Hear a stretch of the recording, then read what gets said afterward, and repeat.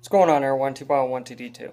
Well, I haven't made a video in a while, and I've been wanting to show you guys the bottle site, a couple of the bottle sites I have, but unfortunately the weather's just been too crappy, and today it's nice, but it's been raining off and on, and I don't feel like getting the full or trashed and having to spend all day cleaning it. So I will get you guys a video of that, of the bottle sites. There's three of them that I'll probably end up showing you guys, and then when me and my buddy Brandon go to the other ones, I'll show you that I haven't been to in years. I'll show you them as well. I'm in my room now. You can see some of my bottle displays of milk, soda, and medicine. I wanted to show you guys some more antiques I have since the last video. A couple of these, I'm not sure what they are. Some I do, and there's a couple rare ones, and also one of them I knew was old, but really didn't know anything about it. And Exploring and Bottle Collecting with Jimmy, you can check out his YouTube. He actually found one similar and I found out, he told me what it was and the date period. And then I also have about, what, 1, 2, 3, 4, 5, 6, 7 other antiques that I haven't found, but I was given. And I'd like to show you guys them too, because some of them are pretty interesting. But yeah, so let's get right into it. Okay, so starting with the first one, this is one I found from a 50s and 60s dump. I don't know if you guys can tell what it is. It's made out of aluminum and then chrome plated. It is a hood ornament off of a 1955 Ford. So I thought that was pretty cool. That was a cool find. I mean, 1955, you know, it's not that old compared to some of the things I'm going to show you back in the late 1800s. But it's still a cool find. My buddy Brandon behind his house has a 50s and 60s dump, but it's huge. So it was still a cool find. And it's still something cool that display, and by the time I'm my grandparents' age, then it will be really old. So yeah, that's the first one. Alright, so the next one, I don't know if you guys can tell what this is. It did have more wire. I cut it. This is porcelain, and I didn't even know these were collectible. I don't exactly know what it is. I can like figure it out in my head, but what it is, it's porcelain. And then it has a wire coming off of it, as you can see. And actually, I was watching a YouTube video that Jimmy put up, and he said these are actually collectible. So this would be like it'd be off of a wire fence. I believe it was an insulator or something along those lines. Correct me if I'm wrong, but it's something along those lines. So I thought that was pretty cool. I found this one in my 1850s to 1920s dump. So that's the main dump where I get a lot of my stuff. So that was pretty cool to find. And I kept some of the wire on it just to make it look more original. And I think it looks like it was broken there. I'm not sure. Alright. This one's pretty cool. This is pressed glass. And I don't know if you can see right there. Let me fix the camera. Willie's Jeep. And as you can see, it has a little chip there. But it's all glass. And it's a guy riding a Jeep. And it says Willie Jeep on that side. And then on the bottom, it says J.H. Millenstein CO Company, patent pending. And so this is World War II era. And what it was is candy would come in it. And then it'd be like a little paper seal on the bottom. And you rip it open and candy would be in here. I actually found 2 of these. And I found it was a little dump that was probably only used for one time. It was at the end of a farmer's field, and it was 1900 to about 19, I don't know, I said 15s. So it was an old dump, or not 1915s, but a little later. It was hard to, because there wasn't that many bottles there. But I have found some mason jars and stuff from there that were around 1910, 1920. So that's where I'd say the dump is, date-wise. But yeah, I thought this was pretty cool, that it's pressed glass, and that it survived with only a little chip. I thought the first thing that would go is the head. But yeah, it was cool to find 2 of these. Okay, so these 2 are tags. This is a little advertising piece. If anyone knows of this person or of the cleaning company, I assume, definitely let me know. I found this in my 1850s to 1920s dump, and it's not in good condition, but you can still read it, and it looks like it was a advertising piece. It was Codlin Cleaners, Carl L. Codlin, and it says, if I'm pronouncing that right, and it says the same thing on the back. So I thought that was a pretty cool little piece, especially since you can still read the name other than like right there. But I thought that was a cool advertising piece. And then the next one was, this isn't really that big of a deal, but this is a dog tag, an old dog tag from 1955 that I found. And it says Trumbull County, which is where I live in Ohio. And I thought that was pretty cool.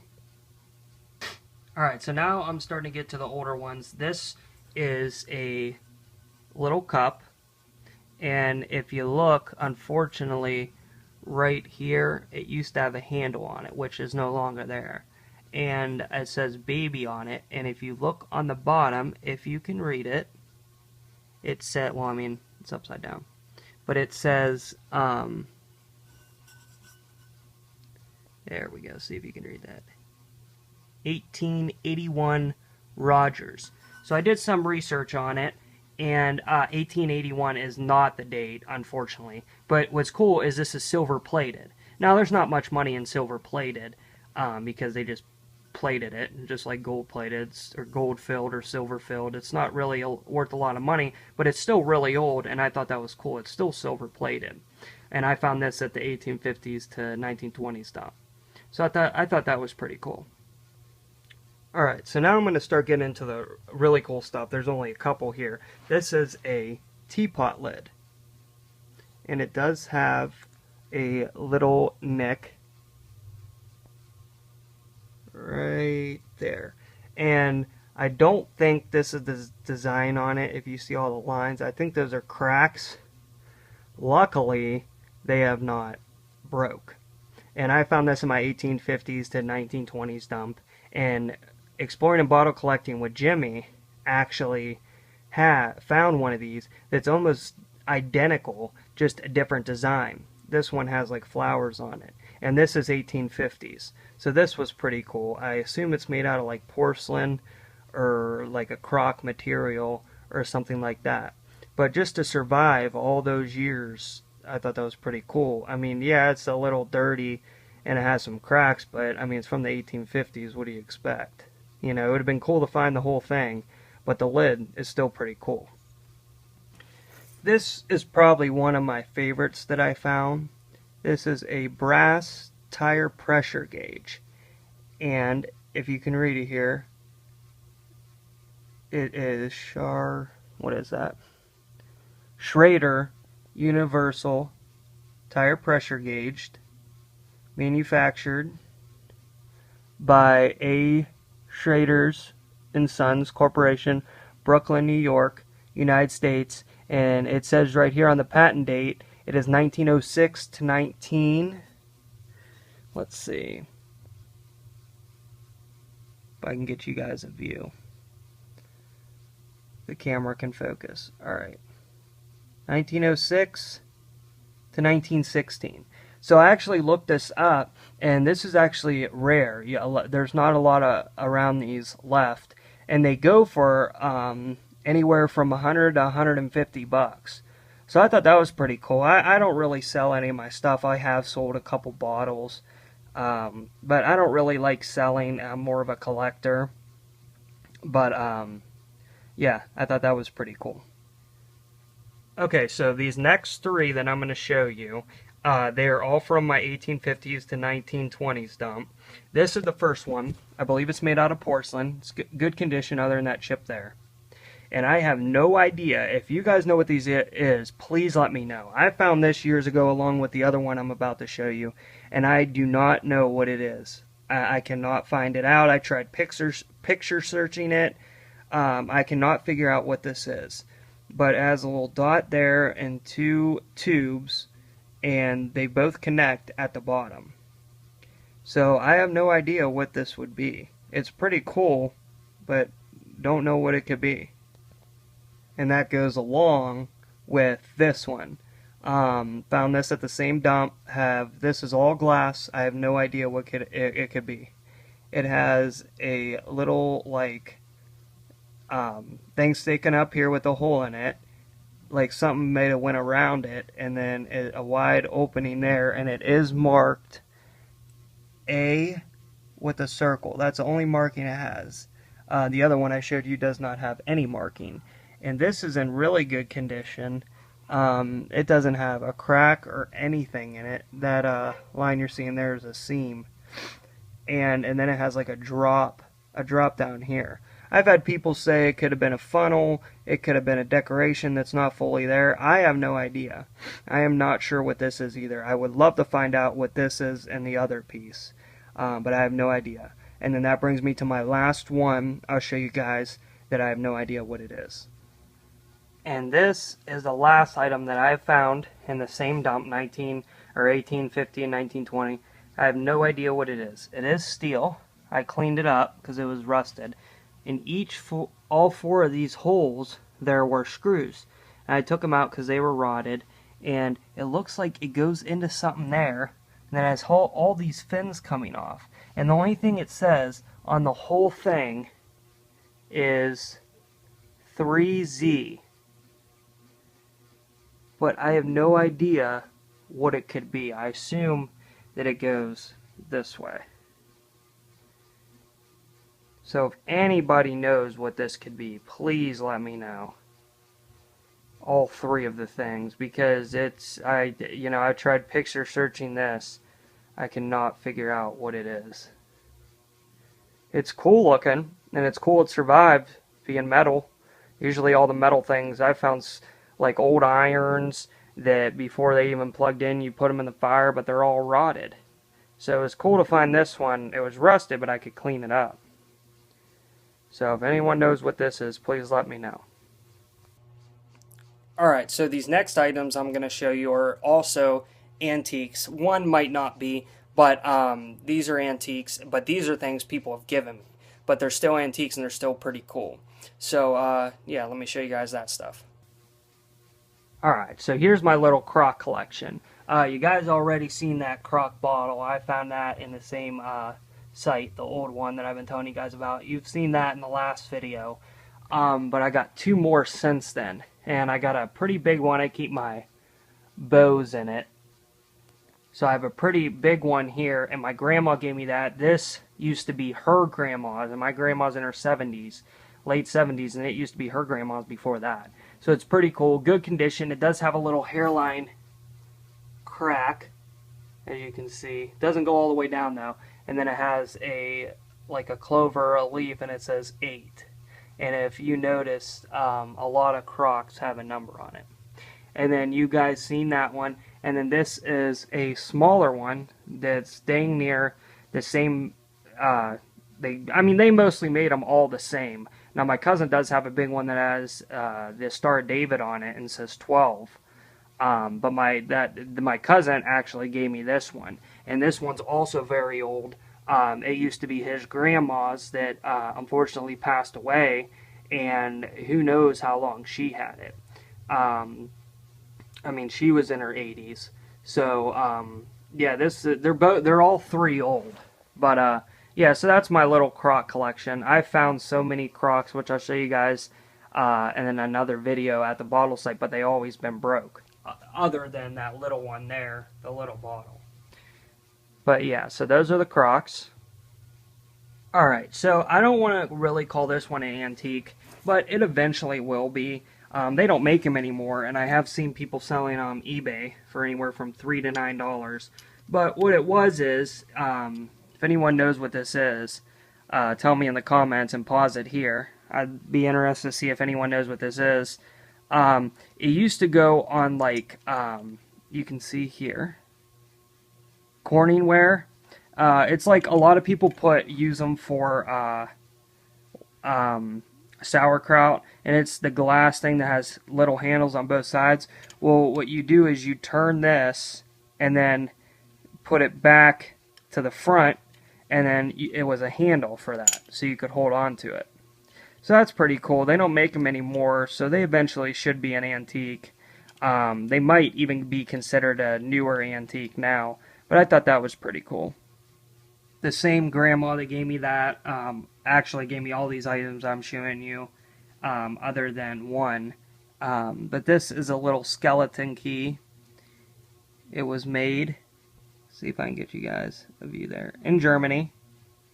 And there's the company. And this thing is an antique. Her dad had this for years before she got it. And they used to actually use these in the olden days. I dated this one around 1920, 1930. That's just from what I can research. But yeah, that's pretty cool. It's just like a little antique knick-knack to display. But it's still pretty cool. Hopefully I don't get demonetized from just showing guns. They are not real guns. But this one was a blank. It fired blanks for like swimming or track. And this is really old. But as you can see, it's not a real gun. But yeah, that's pretty cool. My grandma gave me that as well. Well, my grandpa, her husband. But yeah, it shoots 22 caliber blanks. But yeah, that's pretty cool. And then this is a mini cap gun. Unfortunately, the spring came off there where you'd spring it down and it'd shoot the cap. But it's like I believe a Dallinger, they call them. The ones where it switches barrels. But yeah, that's a pretty cool antique knick-knack as well. And then I saved the best for last. Okay, so this is the best one. This is extremely old, and this is extremely expensive as well. My grandpa that passed away had this. It is a Civil War. It was from the Civil War flask, gunpowder flask, and it's brass. Unfortunately, you can see where it's tarnishing. But yes, you open this up and then you'd pour the gunpowder in and then shut this. And I've seen them going on eBay. The reproductions go for like $75, and the vintage ones like this go for anywhere from $700 to $800. But yeah, this is really cool. This is definitely an antique. Just to be able to have something from the Civil War is very. I'm blessed to be able to have it. But yeah, and just the way they designed it is really cool. You got the U.S. there with like spears and stuff, then shaking hands, and then an eagle, and it's the same thing on the other side. Unfortunately, it cracked there, and it was soldered, but that was like that when he got it. That was probably I'm not sure if they had soldering back then or if someone tried to fix that. I don't know. But yeah, and then this would come off, and you could change nozzles. It unscrews off. But yeah, that is really cool. Alright guys, so I hope you enjoyed my this video. I'm gonna be making more videos. I just I've been busy. I'm getting ready to go back to work, and I've had this infection in my face I've been dealing with since October from just getting my wisdom teeth out. And the weather's been so crappy, I'm not sure what to make videos on. So hopefully you guys enjoy this one. If you know any videos you would like to see, just leave it in the comments, and I can make them for you. You guys see my pellet gun reviews, my bottle collecting, my antiques, my foilers reviews, stuff like that. So I try to do a lot of stuff. I was thinking about doing a review on my tools, but I don't know if any of you guys would like to see that. So if you would, let me know. I can do that. I can show you my workbench and all my tools. I keep everything organized and stuff like that. And I definitely want to, once it gets warmer, I want to go to the bottle sites and show you guys them. And then we could do like a little 5-minute dig, see what we can pull up just in a couple minutes. I got some new bottle digging supplies. And that brings me to my next thing. If you guys are interested in antiques and bottle digging, I have a Facebook page called Anthony and Brandon's Collectibles. You get bottles and antiques. You can follow me on that, and I post all my bottles, like some of the cool ones every time I get a new one, antiques. I just posted today because my girlfriend for Valentine's Day got me the original zinc and porcelain wide mouth lids for the balls, for the ball mason jars, because I found regular but never the wide mouth. which I can show you here. Here's a bunch of different balls. Sure Seal, Ball Special, the ball with the extra L loop from 1910, Ball Ideal, and Ball Perfect. And I was able to have lids for all of them, but I never had a wide mouth lid. So I got 3 of them that she got me off of eBay for Valentine's Day. I'm probably the only boyfriend that has ever asked for lids for Valentine's Day. Yeah, so I hope you guys liked the video, and go ahead and like, share, and if you guys have any ideas for me to make other videos, like I said, leave a comment, and I'll be making the bottle site video soon, as soon as the weather clears up and everything. So, alright, please subscribe to 1TD2.